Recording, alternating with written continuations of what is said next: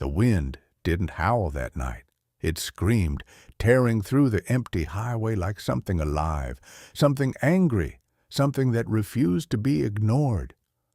Snow moved sideways instead of falling, thick and endless, swallowing the road inch by inch, until the world felt erased, as if nothing existed beyond the narrow beams of a single pair of headlights pushing forward into the white void. Most people had already taken shelter hours ago, pulled into gas stations, motels, anywhere with warmth and light, but not him. He kept driving. He always did. Because stopping had never really been an option in his life, not before the money, not after it, and definitely not now. The truck was massive, matte black, built to handle anything: ice, mud, miles of isolation, and yet even it seemed small against the storm pressing in from every direction. Inside, the heater hummed low, steady, but it didn't quite touch the cold that lingered deeper, the kind that had nothing to do with weather. His gloved hands rested heavy on the wheel, steady, controlled, the kind of hands that had built everything from nothing, that had known exhaustion long before they ever knew comfort. Out here, where the land stretched endlessly and the sky disappeared into gray, he felt something close to familiar. Not peace, never that, but something quieter than the noise that followed him everywhere else. He could have taken the jet, could have stayed in the city, could have let someone else handle things. That's what people expected from a man like him now, but expectation had never sat well on his shoulders. So he drove, through storms, through silence, through memories that came back stronger when everything else faded, and that's when he saw it. At first, it didn't make sense. Just a shape, a flicker at the edge of the headlights, half swallowed by the storm. He almost missed it, and if he had been anyone else, he probably would have. Because stopping out here in weather like this wasn't just inconvenient. It was dangerous. People didn't stop, not for shadows, not for maybe. But something in him shifted. His foot eased off the gas. The truck slowed. The headlights stretched further into the storm, and the shape sharpened just enough to become real. A figure, small, too small, standing or trying to, just off the side of the road, barely visible against the endless white. For a moment, he didn't move. Not because he didn't care, but because he understood exactly what this meant. Stopping meant involvement. It meant responsibility. It meant stepping into something unknown, something complicated. And life had taught him that nothing stayed simple for long. The storm roared louder against the truck, as if urging him forward, as if telling him to keep going, to mind his business, to leave whatever or whoever that was behind. But his hands didn't tighten on the wheel. They loosened. And then quietly, without drama, he turned it. The truck pulled to the side, tires crunching over ice, coming to a slow, heavy stop just ahead of the figure. For a second, everything felt still, even with the storm raging outside, like the world was holding its breath. Then he opened the door. The cold hit immediately, sharp and brutal, cutting through layers in seconds, but he stepped out anyway, boots sinking into snow that reached higher than it should. The wind shoved against him, relentless, but he moved forward, steady, each step deliberate, each breath visible in the freezing air. Up close, the figure became clearer. A girl, young, too young to be out here, wrapped in layers that weren't enough, not for this, not for anything close to this. Her clothes were worn, mismatched, the kind of things you put on when you don't have better options, when survival isn't about comfort, but about getting through one more hour, one more day. She didn't run, didn't even step back. She just stood there, barely, like moving required more energy than she had left. For a second, they just looked at each other. No words, because sometimes words come too late. Her face was pale from the cold, eyes heavy but alert, in a way that didn't match her age, like she had already seen too much, already learned the kind of lessons most people never have to. And in that moment, he understood something without needing to ask. This wasn't just bad luck. This was a life that had been pushing uphill for a long time. "You're going to freeze out here," he said finally, his voice low, calm, not demanding. She didn't answer right away. People like her didn't trust quickly. They couldn't afford to. But the wind didn't care about hesitation, and the cold didn't wait for decisions. So after a moment, she nodded, just barely. That was enough. He turned, walked back toward the truck, not checking if she followed, because something told him she would.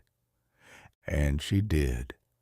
Slow at first, unsteady, like every step mattered, like she had to choose it carefully. He opened the passenger door, and warm air spilled out into the storm, a stark contrast to everything outside.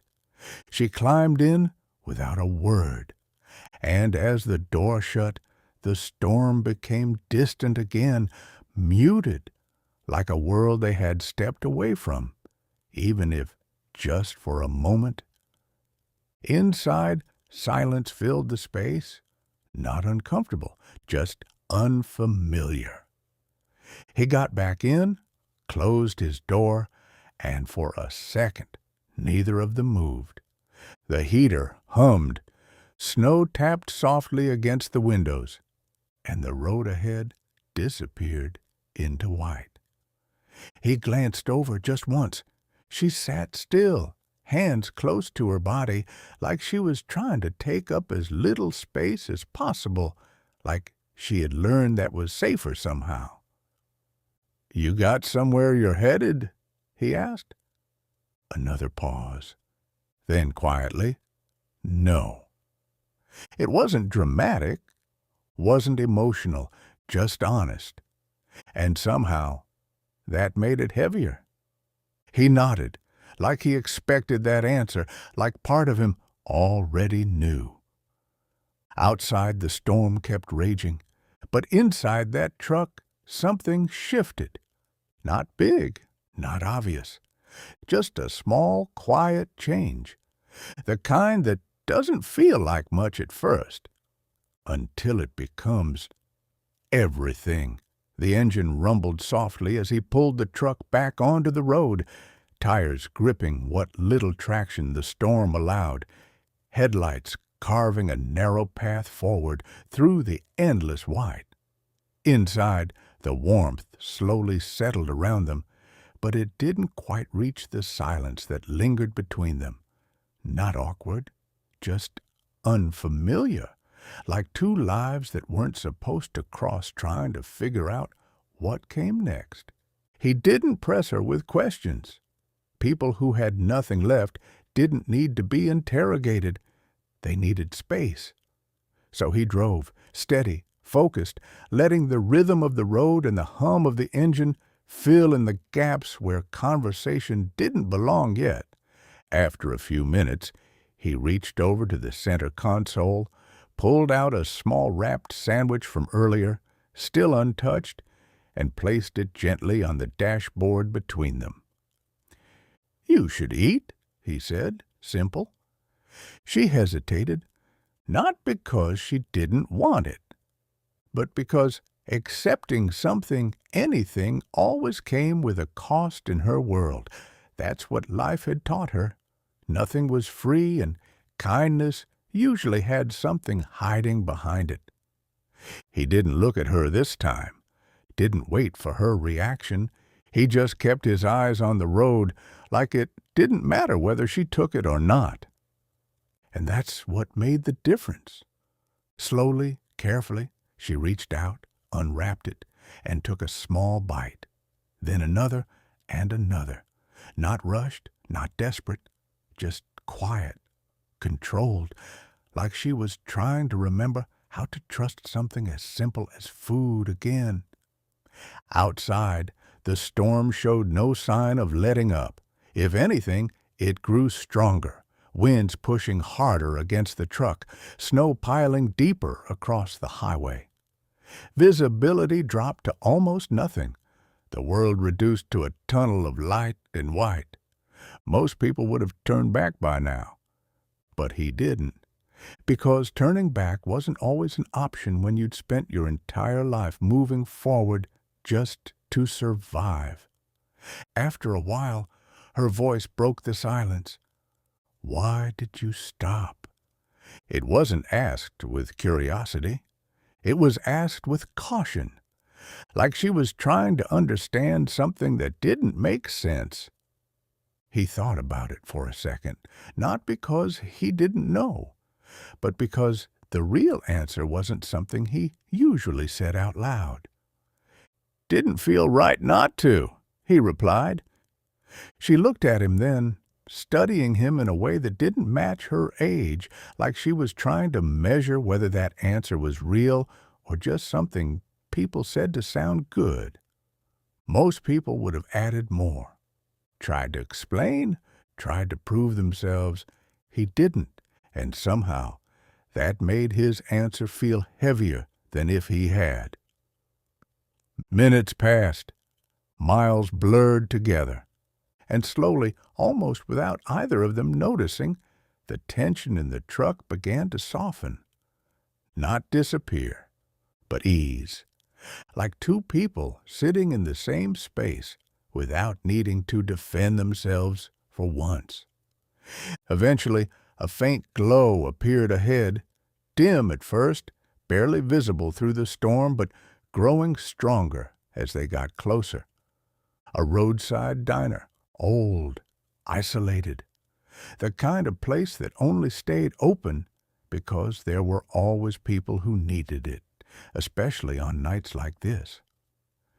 He pulled in without saying anything, tires crunching over packed snow as the truck came to a stop.